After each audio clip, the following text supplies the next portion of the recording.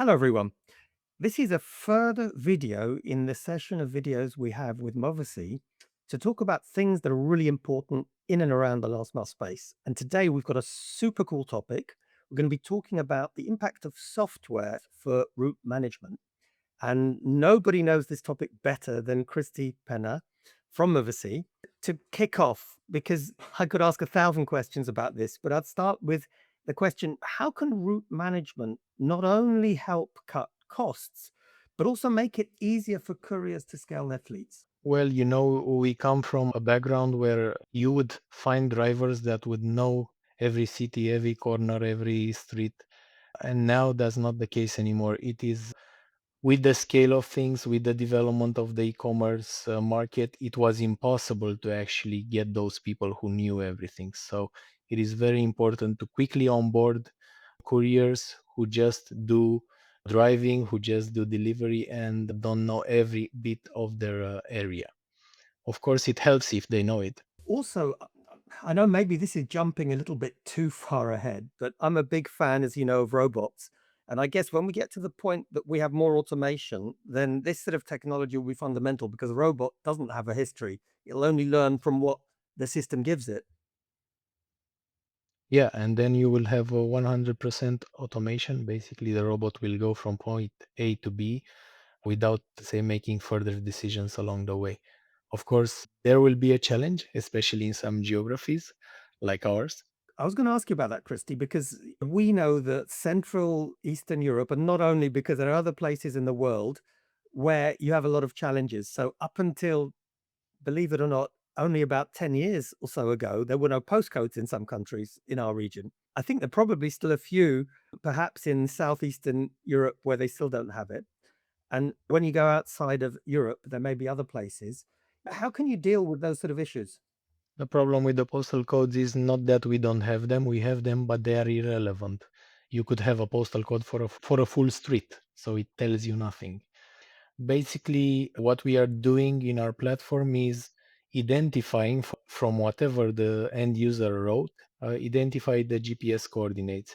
And now with the technology we have available with the using generative AI, we can furthermore refine what the user has written as an address and pinpoint it to a GPS location. We went from 95% up to 98% correct identification of addresses after we implemented AI in this process, which is, of course, an older process that we have in place. And Christy, as we said before, we should take into account that this is not in a geography where this is easy to do, because there are some geographies where you have very, very good postcode information, accurate and timely. So this is a big deal.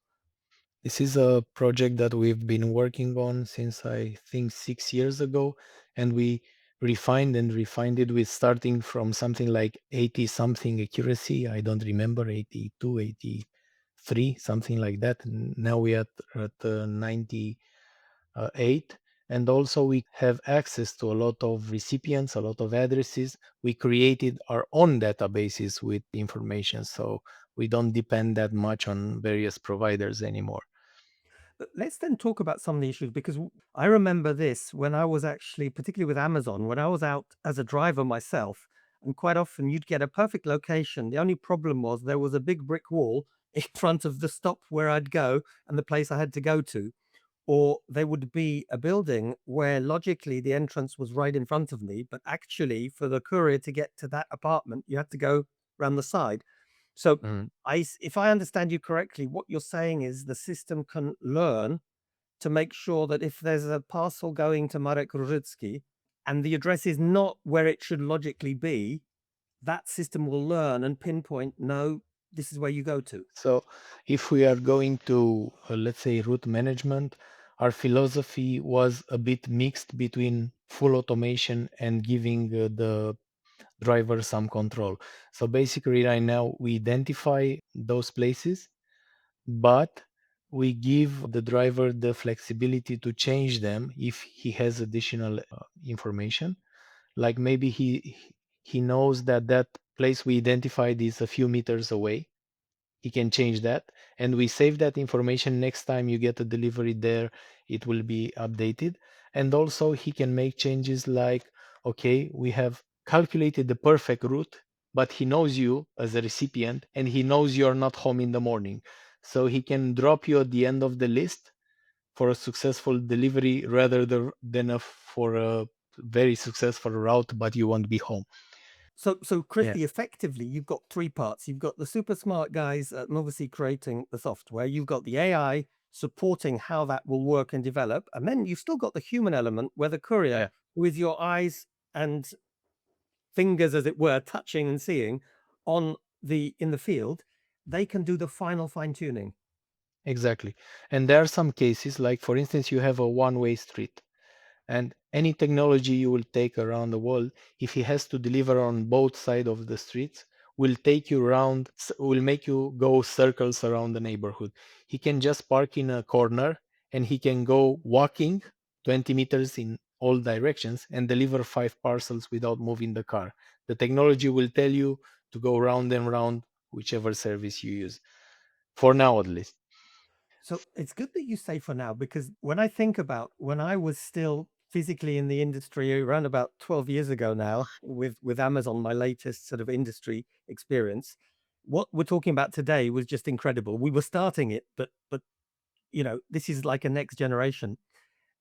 What's your feeling on the next generation ahead? What is going to happen? What can we expect in normally I would say 10 years time, but I'm going to say 5 years time because things grow so fast, they change so fast. What's your expectation of how this area is going to develop?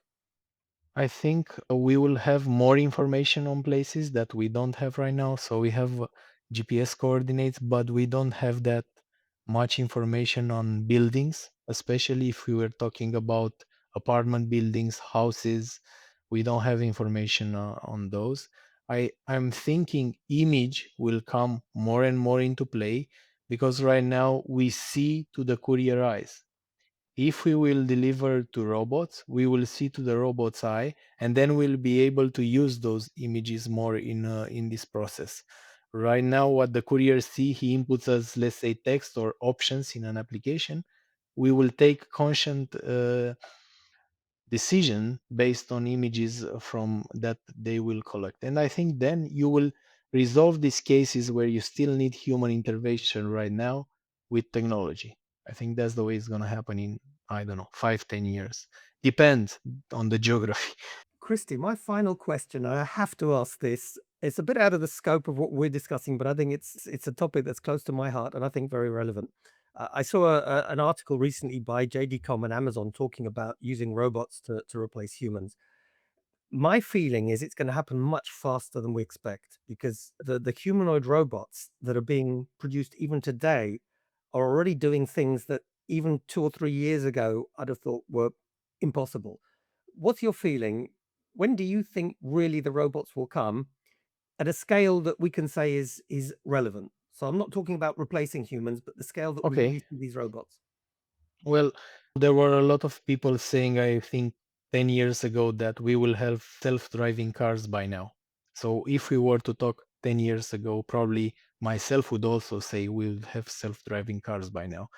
So I would be a bit cautious to say when we will have robots delivering most of the parcels. Probably there will be some countries which have the infrastructure ready for this, like Nordic countries, maybe some in the western part of Europe. But for most geographies, it's still a challenge when you have this, let's say, chaos on streets where the parking rules are not that well defined, where you would find a combination of cars, pedestrians, scooters, you name it. I don't think we can expect in 3 years from now to see this in everywhere.